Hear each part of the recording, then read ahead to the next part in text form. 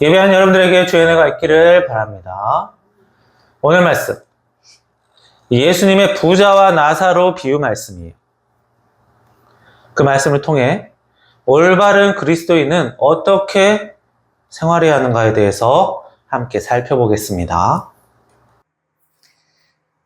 오늘 말씀은요, 이 4대 복음서에서 누가복음에서만 나타나는 이 본문이에요. 예수님께서 예루살렘 지역에 계시다가 어느 날 요단강을 건너 동쪽 지역 베레아 지역으로 가셨습니다. 그곳에서 여러 가지 가르침을 주셨어요. 탕자의 비유, 잘못된 청지기 비유, 그리고 부자와 나사로 비유를 하셨어요. 그 중에서도 오늘 말씀은 이 부자와 나사로 비유 말씀이에요. 어떤 부자가 있었습니다. 그 부자는 굉장히 비싼 옷을 입고 호화로운 생활을 매일 하고 있었어요. 그리고 그 집 대문 앞에는 가난한 나사로라는 사람이 누워 있었습니다. 그 나사로는 부잣집, 부자의 식탁에서 떨어지는 부스러기를 먹고 싶었습니다. 그 나사로는 부스러운 종기가 있었고 그 종기를 개가 핥았습니다. 자, 나사로가 부자의 식탁에서 떨어지는 것을 먹고 싶었다라는 것은 부자의 집에 들어가서 그 식탁 옆에 앉아서 떨어지는 것을 기다렸다는 게 아니에요. 이 남의 집에 함부로 들어가면 주거 침입이 되죠. 예전이나 지금이나 가난 사람이 구걸할 때는 문 밖에서 이렇게 부탁을 하곤 합니다. 나사로는 그 부잣집 문 앞에 자주 갔고 거기서 구걸을 자주 했나 봐요. 그게 아니면 이 부잣집에 쓰레기통을 뒤질 때도 있었겠죠. 이왕이면 부잣집 쓰레기통이 뭔가 쓸만한 게 더 많이 나올 수 있으니까요. 게다가 이 개라는 것은 개가 자기 몸에 상처가 나면 그 상처를 핥아요. 그리고 개는 그 보호자나 자기가 친한 사람의 상처가 있으면 가서 그 상처를 또 핥아줍니다. 약간 위로해주는 개념이라고 볼 수 있어요. 자, 배고픈 나사로가 부잣집 앞에 갔는데 배가 불러졌다라는 말이 나오지 않고 개가 상처를 핥았다라고 하는 것은 나사로가 구걸에 실패했거나 딱히 먹을 걸 얻지 못했다는 말이 돼요. 어느 날 나사로와 그 부자가 죽었습니다.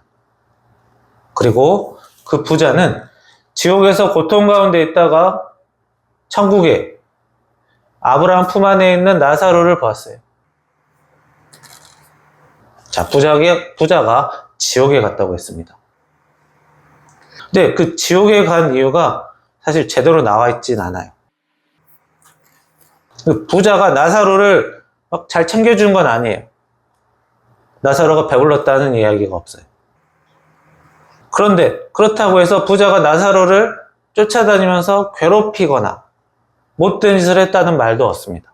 부자가 딱히 나쁜 짓을 하지 않았지만 가난한 자를 돕지 않았다면 지옥에 가는 건가요?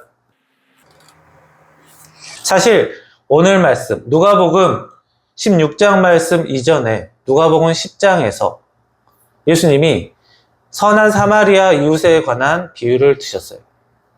그러니까 이웃이란 무엇인가에 대한 말씀을 먼저 하셨어요. 예전에. 그 말씀에는 이웃이 옆에 사는 사람이 이웃이 아니라 자기 능력 안에서 어려운 사람을 도울 수 있어야 이웃이다라고 말씀하셨거든요. 그런데 선한 사마리아인처럼 행동하지 않았다고 해서 지옥에 간다. 그렇게 말씀하시지는 또 않았어요. 게다가 십계명을 보면 하나님의 은혜 받는 조건으로 다른 사람을 괴롭히지 말라는 것에 중점을 두었고 신경을 써서 대하는 것도 모르는 사람이 아니라 부모를 공경하라. 부모 정도죠. 이렇게 타인을 위해, 자기가 모르는 사람을 위해 기꺼이 수고해라. 그렇지 않으면 큰 죄가 된다라고 말씀하신 적은 구약에도 예수님도 하지 않았어요. 물론 재산 많은 부자가 이 가난한 나사로에게 아주 작은 보살핌조차 주지 않는 것 비난받을 만한 일입니다. 그러나 마땅히 지옥 갈 죄로 보기는 어려워요. 만약 이런 일로 지옥에 간다면 가난한 사람이 한 시간에 한 번씩 수십 명이 막 와요. 일일이 다 챙겨주지 않으면 지옥에 가는 사람이 돼요. 가난한 사람을 무시하거나 쫓아냈다고 해서 지옥에 가는 것이 아닙니다. 이 부자 나사로 비유해서 부자가 지옥에 왜 갔는지 그 이유는 사실 모르는 거예요. 우리가 천국에 가려면 어떻게 한다고 믿고 있죠? 알고 있죠? 예수님의 십자가 죽음과 부활을 우리가 믿는 것, 받아들이는 것. 그걸로 우리는 천국에 갈 수 있어요. 그런데 이 부자와 나사로 비유는 예수님이 아직 십자가 사건이 있기 전이에요. 그러면 그 이전 사람들은 어떻게 해야 천국에 가는 거죠? 오늘 비유에도 보면 천국에 아브라함이 나사로를 안고 있었다 했어요. 그럼 아브라함은 예수님 이전 사람인데 천국에 있다고 했죠? 어떻게 간 걸까요? 아브라함은 예수님을 몰랐지만 천국에 있다는 거예요. 그 이유는 사실 우리가 모르는 거예요. 하나님이 정하시는 일이기 때문입니다. 우리가 흔히 이런 질문을 들을 때가 있어요. 이순신 장군은 천국에 갔을까요? 누가 복음을 전한 사람도 없었는데, 그렇다고 예수님을 몰랐는데 어떻게 되는 거예요? 자, 그거는 이렇다 저렇다 말할 게 아니라 모르는 거예요. 하나님이 어떻게 처분하셨을지는 하나님이 결정하실 일입니다. 우리 마음대로 추측하거나 정하는 것은 딱히 옳지 않아요. 부자가 가난한 나사로를 돕지 않아서 지옥에 갔다라고 생각할 수도 있고 추측할 수도 있어요. 그러나 그것은 너무 지나친 해석입니다. 부자와 나사로 비유해서 그 부분이 핵심이 아니에요. 사실 중요한 부분은 따로 있습니다. 부자가 소리쳐 말했습니다. 지금 여기 있는 지옥이 너무 괴로우니까 저 나사로에게 손끝에 물을 묻혀서 저에게 좀 건네달라고 해주십시오. 그러니까 부자는 여전히 나사로가 자기 밑에 사람이라고 알고 있어요. 상황은 바뀌었죠. 자기는 지옥에 있고 나사로는 천국에 있어요. 그럼에도 불구하고 여전히 나사로는 내가 시켜도 되는 사람, 나보다 아래인 사람이라고 생각하고 있어요. 이 사람에 대한 존중이 많이 부족한 사람입니다. 그렇다고 해서 지옥에 가도 되는 죄는 그게 아니에요. 아브라함이 대답합니다. 내가 살아있을 때 좋은 것을 마음껏 누렸고 나사로는 그렇지 않았다. 이제 나사로는 여기서 위로를 받고 나는 고통을 받는다. 이 부분을 또 잘못 이해하면 부자는 지옥 가고 가난한 사람은 천국 가는가? 오해할 수 있어요. 사실 마태복음 19장에서 예수님이 낙타가 바늘귀 작은 구멍으로 들어가는 것이 부자가 천국 가는 것보다 더 쉽다라고 말씀하시는 것도 있어요. 근데 이것은 부자는 천국에 못 간다라는 말이 아니고 부자들은 자기 자신과 자기 재물에 의지하고 하나님을 의지하지 않기 때문에 말씀을 잘 받아들이지 않는다 이런 말이지 부자는 무조건 천국, 부자는 무조건 지옥, 가난한 사람은 무조건 천국 이런 말씀이 아니에요. 부자든 가난한 사람이든 죄를 짓느냐 안 짓느냐 이런 것들이 중요한 거고 게다가 이 부자라고 하면 믿는 사람의 관점에서 보면 뭐예요? 은혜를 많이 받은 사람이에요. 그만큼 부자 중에는 하나님의 은혜를 많이 받은 사람이 많아요. 부자라고 해서 다 나쁜 짓으로 잘 되진 않아요. 좋은 일로 부자 되는 사람도 많습니다. 아브라함은 나사로와 부자 사이에 천국과 지옥 사이에는 넘을 수 없는 틈이 있기 때문에 나사로가 너한테 갈 수가 없다고 합니다. 그래서 부자는 나에게 올 수 없다면 나사로를 되살려서 자기 가족에게 보내달라고 해요. 그러면 그 나사로를 보고 자기 가족이 회개할 거라고 말합니다. 그러니까 부자는 나사로에게 또 부탁을 해요. 아무래도 그 부자와 가족들 또한 말씀을 받아들이지 않고 회개하지도 않았다는 것을 알 수가 있죠. 만약 다음 세상에 있다는 것을 알았다면 그랬을까요? 다음 세상에 있다고 믿지 않았기 때문에 준비하지도 않았을 것입니다. 그러니까 삶이 지금 세상의 삶뿐이니까 내가 열심히 일하든 게으르든 내가 지금 세상에서 최대한 많은 이득을 얻고 최대한 내 기분 좋은 일들로 살아야겠다라는 것으로 주로 살게 돼요. 믿음이니 사랑이니 이런 귀찮은 일 관심 가질 필요 없고 나의 기쁨, 나의 행복만이 중요한 사람이 되기가 쉽습니다. 그러니까 나중이 아닌 지금만 바라보는 삶. 이것들이 이런 삶이 요즘 시대에도 많이 나타나고 있습니다. 요즘 TV 프로그램, 유튜브 채널 같은 데 보면 거의 대부분이 음식을 먹는 것, 여행을 가는 것에 대한 내용이에요. 그러니까 먹고 노는 것이죠. 그러니까 사람들이 먹고 노는 것에 관심을 많이 가지고 그리고 또 많은 사람들이 그 일을 따라하고 하려고 하는 거예요. 자, 이런 풍조는 지금 세대, 지금 세상에만 있던 일은 아니에요.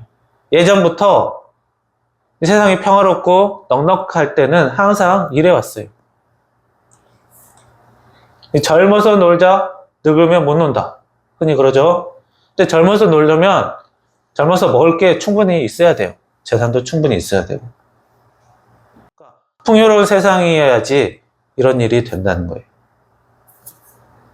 이런 상황, 이거는 지금 세대만의 문제가 아니라 이전 세대의 문제도 함께 있습니다.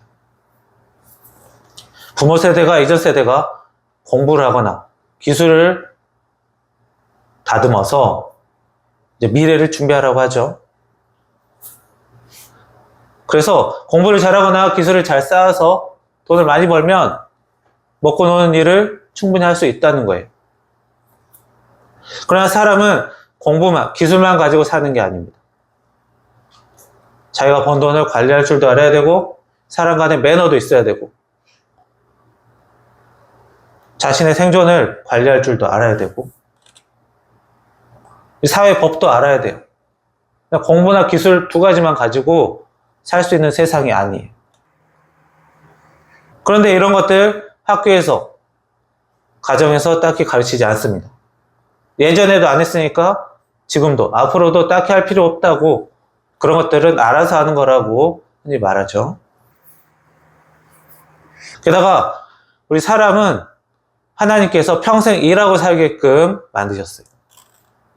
그래서 일을 한 다음 휴식하기 위해서 먹고 노는 것이지 먹고 놀기 위해서 사는 것이 아닙니다. 그래서 믿는 자들은 현재는 믿음과 사랑으로 살고 내세는 구원받고 천국에서 살아야 하는 거예요. 이것을 많은 사람이 모릅니다.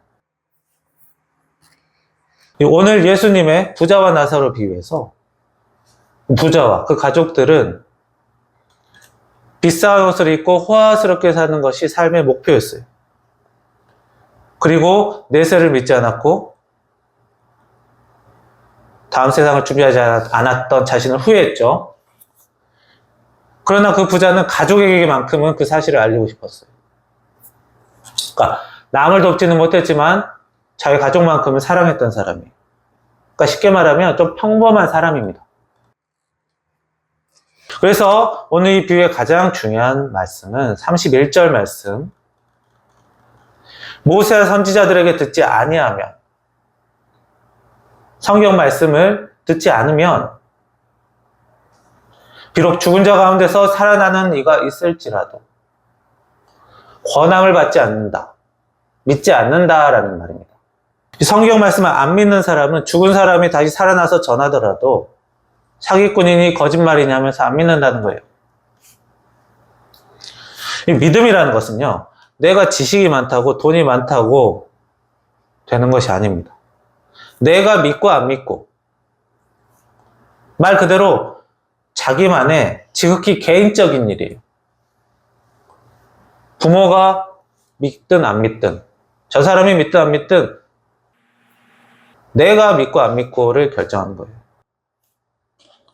오히려 상대방을 억지로 믿게 하면 더욱더 반발만 일어납니다. 우리가 예수님 믿었을 때를 생각해 보세요. 주변 사람들이, 부모나 아는 사람들이 예수를 믿어야 한다고 설득을 해서, 협박을 해서, 꼬셔서 우리가 믿음이 생겼나요? 자, 우리가 예수님을 믿게 된 것은 다른 사람이 우리를 설득해서 믿은 게 아니에요. 하나님이 우리를 사랑하셔서 예수님을 보내셨고, 예수님이 우리를 사랑하셔서 십자가 죽음과 부활을 친히 겪으시고 우리에게 구원을 주셨습니다. 그 사랑 때문에 우리가 믿는 거죠. 주변 사람들이 말을 번지르르하게 정말 잘해서 그럴듯하게 말해서 우리가 믿는 게 아닙니다. 그 사랑을 우리가 알기 때문에, 받아들이기 때문에 우리가 신앙이 생기는 거예요. 그래서 사람에게 신앙을 넣어주는 것, 전하는 것은 기술이 아니고 방법이 아니에요. 하나님의 사랑을 있는 그대로 알게만 하면 돼요. 예수님의 사랑만 강조하면 되는 거예요. 게다가 사람은 환경의 영향을 많이 받아요.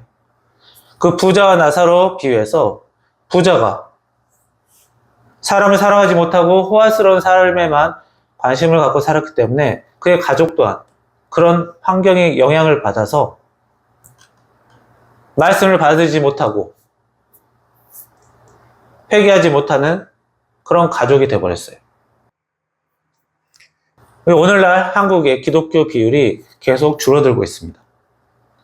1970년대 때는 한국인 중에서 기독교인 비율이 약 20%였어요. 그런데 2005년이 되니까 그 비율이 점점 늘어나서 한국인의 기독교인 비율이 30%가 됩니다.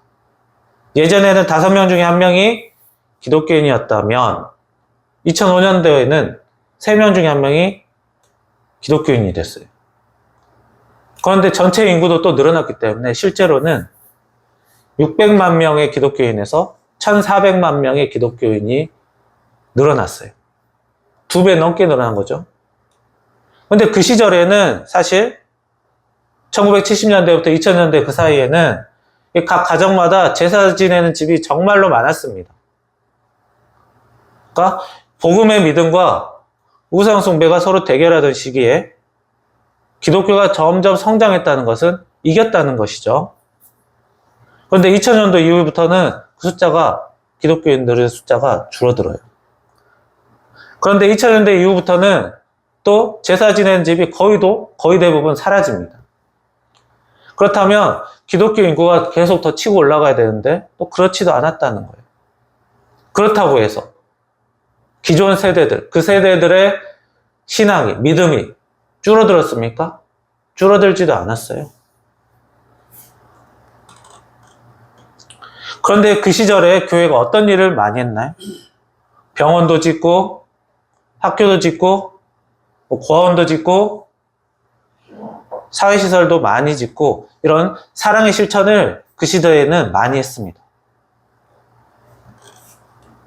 그러니까 우리나라의 기독교가 성장할 때는 이 사랑과 믿음의 조화가 굉장히 잘 이루어졌다는 것입니다. 그런데 이제 2000년대 이후부터는 그 믿음, 신앙은 그대로 남아있어요. 그러나 이 사랑의 실천이 점점 줄어들기 시작합니다. 그러니까 대부분의 교회가 신앙 좋은 사람을 더욱더 강한 신앙 좋은 사람으로 만들기 위한 사관학교 이런 식으로 가고 있어요. 안타까운 일입니다. 그러니까 이 교회의 사랑이 줄어들고 있기 때문에 기독교 인구도 계속 줄어들고 있습니다. 그 덕분에, 그 때문에 믿지 않는 사람들이 복음을 얻는 일들이, 복음을 받고 구원받는 일들이 많이 줄어들게 되었어요. 그러니까 다시 말하면 기존 세대에서 이 다음 세대로 신앙이 이어지지가 않는 거예요. 우리 기존 세대들은 신앙이 좋아요. 그런데 그 신앙 좋은 세대를 보고 자란 자녀들이 신앙이 딱히 좋지 않다는 겁니다. 그러니까 부모의 신앙이 강하다고 해서 그 신앙이 자동으로 자녀에게 이어지는 게 아니라는 거예요.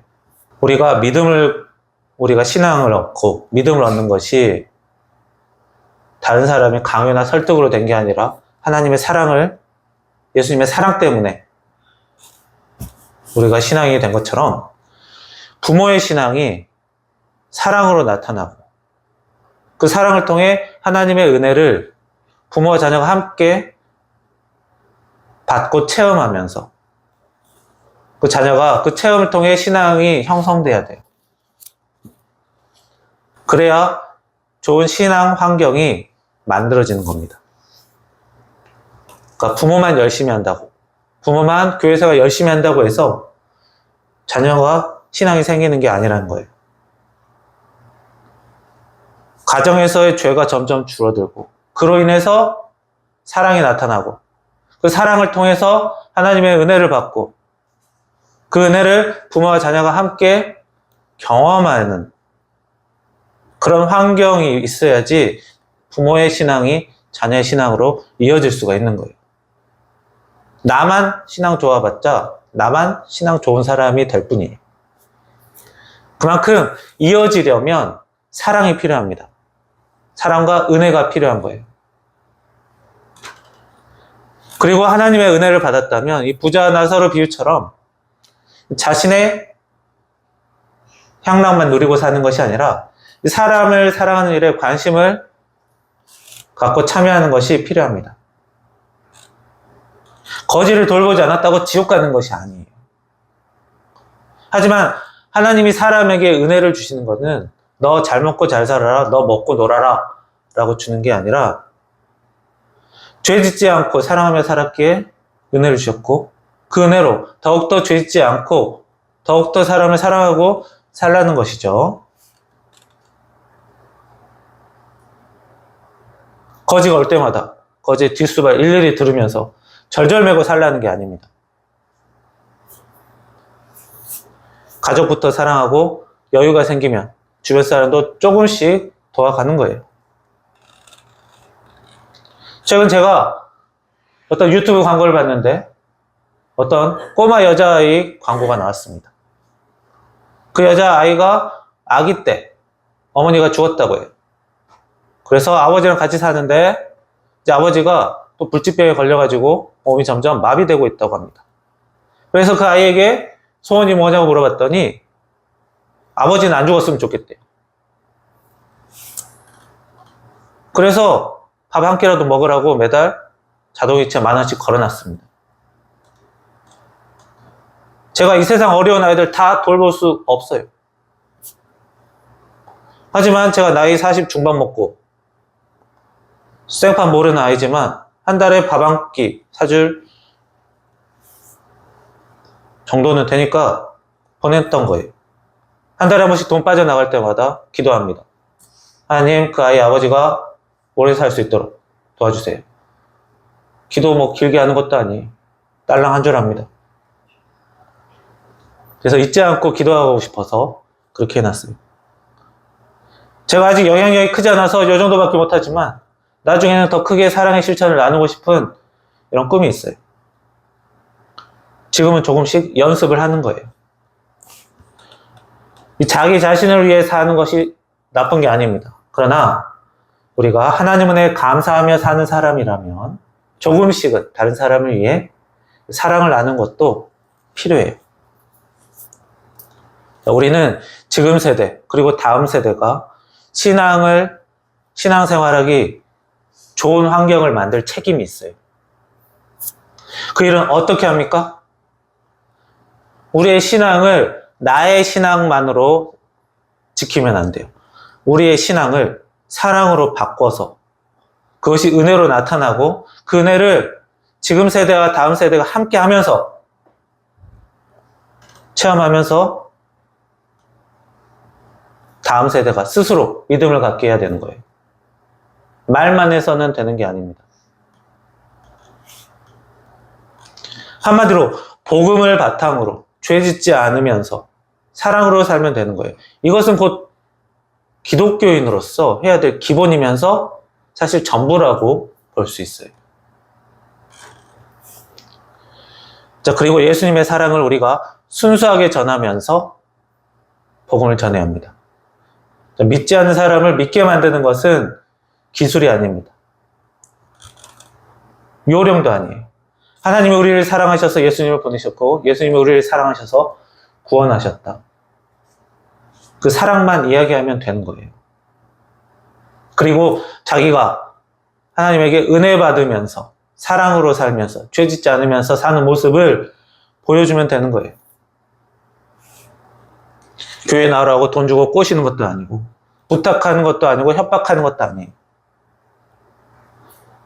사랑과 은혜의 신앙인으로서 좋은 신앙 환경을 만드는 사람, 은혜 받는 사람이 되시기를 축원합니다. 기도하겠습니다. 살아계신 하나님, 오늘 저희 부자와 나사로 말씀을 통해 저희들 기독교인으로서 어떻게 살아야 되는지 다시 한번 알고 깨닫게 되었습니다. 주여, 저희들 세상 많은 사람들을 다 돕을 수는 없습니다. 제 가족만이라도 사랑할 수 있게 도와주시고 죄 짓지 않게 도와주시고 주의 은혜 받으며 좋은 신앙 환경을 만들어갈 수 있도록 그 일에 조금이라도 도움이 될 수 있도록 주여 힘과 용기를 허락하여 주옵소서. 그리하여 지금 세대뿐만 아니라 다음 세대 또한 자기 신앙을 갖고 주님을 의지하며 은혜 받는 사람으로 살 수 있도록 주님께서 친히 인도하여 주옵소서. 예수님의 이름으로 기도합니다. 아멘.